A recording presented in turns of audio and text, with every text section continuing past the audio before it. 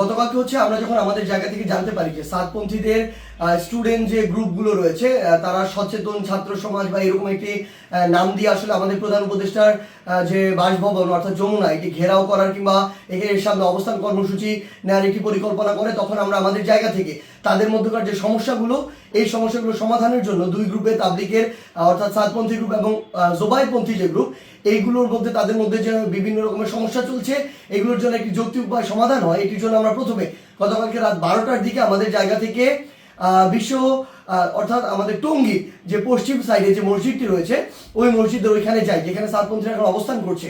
সেই জায়গাটিতে আসলে আমরা গিয়ে তাদের সাথে রাত 12টা থেকে প্রায় 2টা পর্যন্ত কথা বলি এবং তাদের জায়গা থেকে তারা যে চিন্তাটি করেছিল সকাল 10টায় এখানে তারা অবস্থান কর্মসূচি ঘোষণা করবে এরকম একটি কথা ছিল এবং তারা বলেছিল এটি কেন, কারণ তারা মাওলানা সাদ সাহেবের ভিসা চায় এবং তারা তাদের জায়গা থেকে 5 দিনে জোর করার 20 থেকে 25 তারিখ পর্যন্ত জোর করার একটি দাবি জানায়।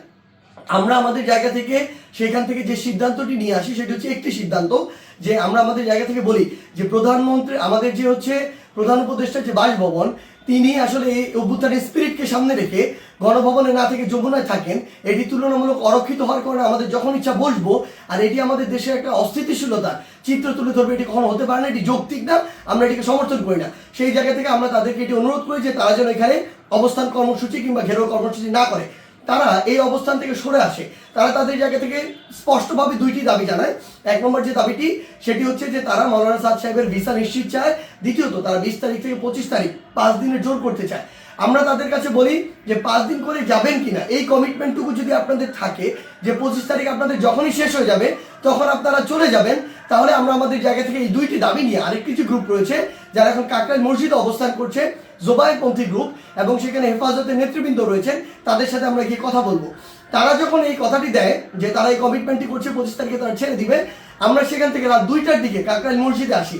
সেখানে আমাদের জোবাইরপন্থীদের যারা মাওলানা রয়েছেন, যারা সিনিয়র নেতৃবৃন্দ রয়েছেন তারা ছিলেন, হেফাজতের যারা সিনিয়র নেতৃবৃন্দ মাওলানা মাদুনুল হক সাহেব, মাওলানা মাহফুজুল হক সাহেব তারা ছিলেন, সকলে ছিলেন।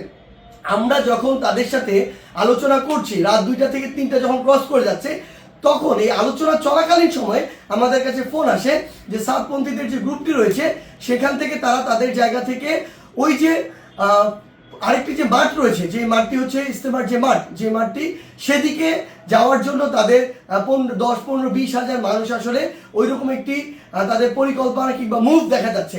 আমরা সাথে সাথে সাতপন্থীদের যে মাওলানা আবদুল্লাহ সহ আরো 2 জনকে ফোন দিয়ে বলি যে আপনাদের সাথে এটি কথা হয়েছে যে আপনারা 10টা এখানে বসবেন না এবং আপনাদের 2টা দাবি নিয়ে আমরা আমাদের জায়গা থেকে এখনই আরেকটা গ্রুপের সাথে কথা বলবো, কালকের মধ্যে অর্থাৎ আজকেই আপনাদের 2 গ্রুপের বসার ব্যবস্থা করব, মাওলানা সাদ সাহেবের ভিসা বা এই সংক্রান্ত আলোচনা সেখানে হবে। এই যে আমাদের 5 দিন যে আপনারা থাকতে চাচ্ছেন এই কমিটমেন্ট যদি আপনারা দেন সেটি নিয়েও সেখানে আলোচনা হবে। যখন আমরা জানতে পারি তারা এদিকে মুভ করছে আমরা তাদেরকে স্পষ্ট করে বলি আপনারা যদি সেদিকে মুভ করেন আমাদের আলোচনা চলাকালীন তাহলে আপনারা আমাদের আলোচনাকে অসম্মানিত করছেন এবং আমাদের প্রতি যে শ্রদ্ধাটুকু রাখা উচিত আপনাদের সেটুকু আপনারা রাখছেন না। সেটি যদি করেন তাহলে আপনাদের পক্ষে আমাদের অবস্থান থাকবে না, একদম ক্লিয়ার বলে দিই। এবং আমাদের জায়গা থেকে এরকম কোনো মেসেজই ছিল না যে আপনারা ওইখানে চলে যান 5 দিনের জন্য অবস্থান নেন। এটা কোনোদিন আমরা একটা প্রতিনিধি দল কখনো বলতে পারি না।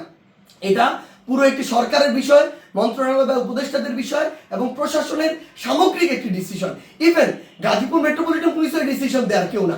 সেই জায়গা থেকে তারা এইসব কোনো কিছু তোয়াক্কা না করে যেটা হলো যে সেখানে এই দখলের বিষয়টিতে সেদিকে চলে যাওয়া হলো এবং ফাইনালি এখানে একটি সংঘর্ষ ঘটলো, যেই সংঘর্ষে 3 থেকে 4টি প্রাণ আমরা হারিয়েছি। আসলে সবচেয়ে গুরুত্বপূর্ণ কথা গতকালকে আমরা তাদেরকে বলেছি যে তাবলিগের আসলে আপনারা যেই কাজগুলো করছেন এগুলো তাবলিগের স্পিরিটের সাথেও যায় না, এগুলো ইসলামের মুসলিমের স্পিরিটের সাথেও যায় না, কোনো কিছুর সাথে যায় না। এখানে আপনাদের ব্যক্তিগত গোষ্ঠীগত কোনো জিনিসের মানে বহিঃপ্রকাশ আপনারা এখানে ঘটাচ্ছেন, ক্ষোভের হোক দ্বন্দ্বের হোক এই বহিঃপ্রকাশগুলো ঘটাচ্ছেন।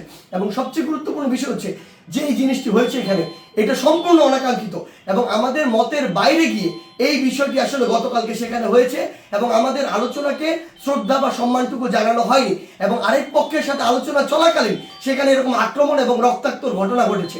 সেই জায়গা থেকে আমরা শুধু আমাদের জায়গা থেকে একটি জিনিসই বলি, আজকে এখন 7 গ্রুপ সেখানে অবস্থান নিয়েছেন।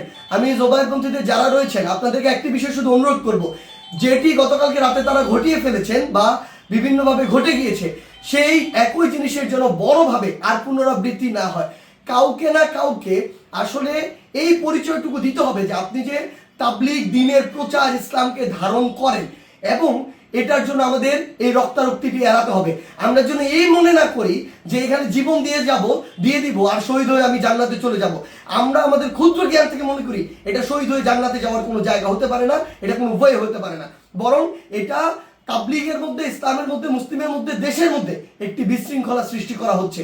আমরা প্রশাসনকে উদাত্ত আহ্বান জানাই আমাদের জায়গা থেকে, গতকালকে যারা এটার সাথে সংশ্লিষ্ট ছিল, জড়িত ছিল, তাদের দৃষ্টান্তমূলক শাস্তি দিতে হবে। তারা যদি ইভেন কোনো একটি গ্রুপের সর্বোচ্চ নেতা হয়, তার বিরুদ্ধেও যথাযথ ব্যবস্থা নিতে হবে, আইনের আওতায় নিয়ে আসতে হবে। আদারওয়াইজ এই জিনিসটিকে যেভাবে চিত্রায়িত করা হচ্ছে সেটি কোনোদিন তাবলীগ হোক, মুসলিম হোক, ইসলাম হোক, কোনো কিছুর স্পিরিটের সাথে যায় না এবং এটি হতে পারে না।